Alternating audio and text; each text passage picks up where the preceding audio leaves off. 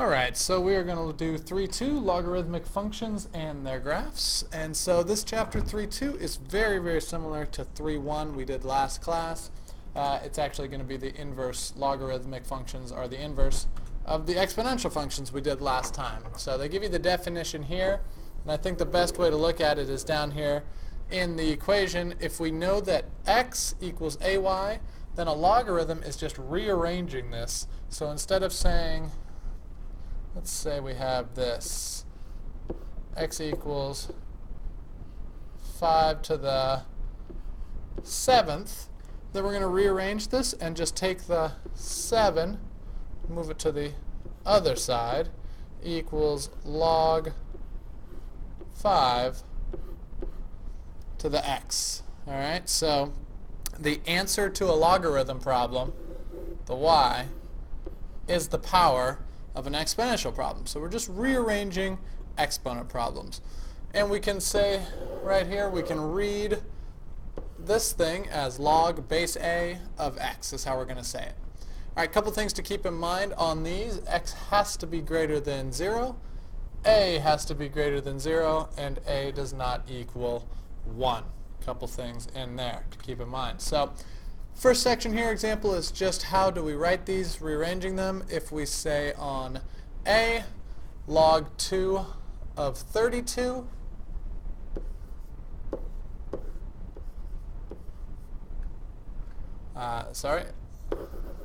log 2 of 32. If we rewrote this, we would say 2 to the what equals 32. So logs say what is the power going to be, and the answer here is 5. So we can look down the rest of the list. 3 to the 0 equals 1. 4 to the 1/2 equals 2. And 10 to the negative 2 does equal 1 over 100. Alright, so a quick review on how logarithms work just in general. Second example here explains how to plug these into our calculator. So if you need help with that, look back at example 2. If we want to do log 10, we would just hit the log button and press 10. Now something to keep in mind, the log button on our calculator is implicitly log base 10 of 10. There is only, actually I take it back, there's two log functions. There's log base 10, which is the log button on our calculator, and then there's log base e, and we'll talk about this a little later. That's the natural log, and so on our calculator there is also an ln button. Okay, if we want to do a different base, log 7, log 12, log 14, anything else, we're going to have to use the change of base formula. So if we have something like this, log 5 of 7, that's the same as saying log base 10 of 7 divided by log base 5, log base 10 of 5, and so we can do on our calculator the log button of 7 divided by, hit the log button of 5. Alright, so the log 10 is the only log on our calculator other than the natural log ln. Alright, so let's look at a couple properties and then we'll try a problem here. Example 3, log base a of 1 equals 0 because a to the 0 equals 1. Anything in the world to the 0 power is 1. And so log a of a is 1 for the reason a to the first equals a.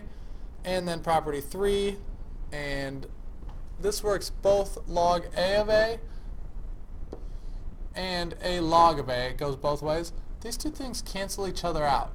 Log a cancels out a, and so we'll be left with x no matter which direction you go with it. And then we've got the one-to-one property. Log a and log a can cancel out, and so x equals y, just like we saw with the exponential functions last time. So if we wanted to simplify, log 4 of 1, anything to the 1 automatically equals 0. If we rearrange this, we'd say 4 to the 0 power equals 1. Log root 7 to the root 7, that's 1. That's like saying root 7 to the first equals rad 7. And on this one, what happens with our 6 and our log 6? They cancel out, and so we just have 20. All right, so flip over. Let's go to problem 33. It shouldn't take you more than about 3 seconds to do problem 33. Really quickly, what is the answer to this problem? And if you said 7, you are exactly correct because the log 11 and the 11 cancel out.